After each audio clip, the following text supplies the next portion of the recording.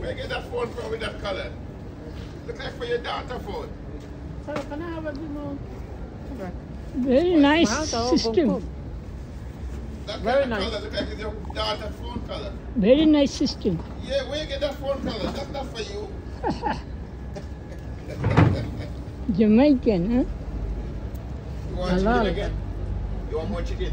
Halal. No, I'll get some for my boys. Jamaican halal Yeah, food. pepper you. Yeah, no problem. Allah subhanahu wa ta'ala has sent these guys to this clock tower.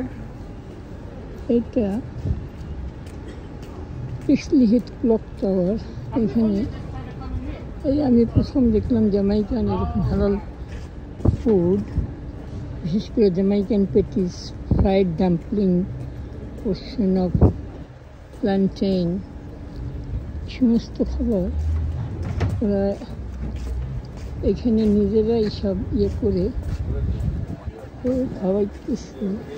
Chicken, তারপরে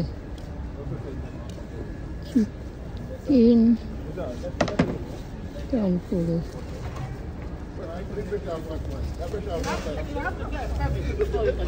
cheese, beef cheesy, fish, lamb, আর এরকম তারা এখানে এই টাওয়ারের নিচেই ওরা দোকান দিয়েছে।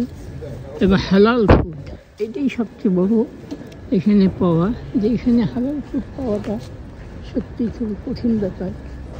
এখানে এই হালাল ফুডটা ওরা একটা ব্যবস্থা করছে। এই দোকানটা মনে হয় ভালোই চলবে, কারণ এখানে আসলে হালাল ফুড পাওয়াটা খুবই কঠিন। আমি এখানে দেখলি শপিং সেন্টারের কাছে একটা গোল চত্বর, যেখানে আমি এখানে এসেছি।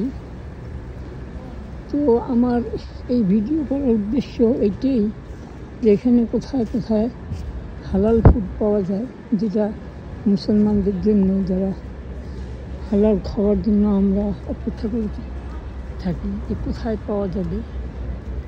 আর সেই হালাল ফুডের দোকানটা এটা, কারণ আমরা যতই যা করি এক সময় দিন শেষে আমাদেরকে বাসায় ফিরতে হবে, আর সেই বাসা হলো আমাদের মুসলমানদের জন্য হলো আখেরাত।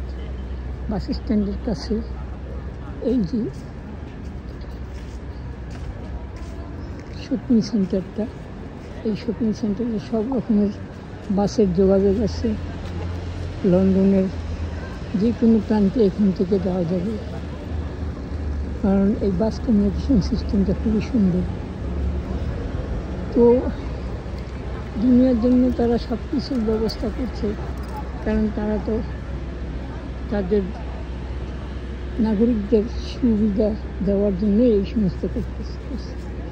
তো আমরা যারা মুসলমান, আমাদেরকে লক্ষ্য রাখতে হবে যে আমরা যেন এই সমস্ত উপকরণের মধ্যে শুধু দুনিয়া ভোগ বা বিলাসী না করি, আখেরাতের কিছু আখের বিষয় আমরা যদি অল্প সামান্য সময় চিন্তা করি যে কীভাবে আমার আখেরাতের খুব সুন্দর হবে, তাহলেই কিন্তু আমার আখেরাত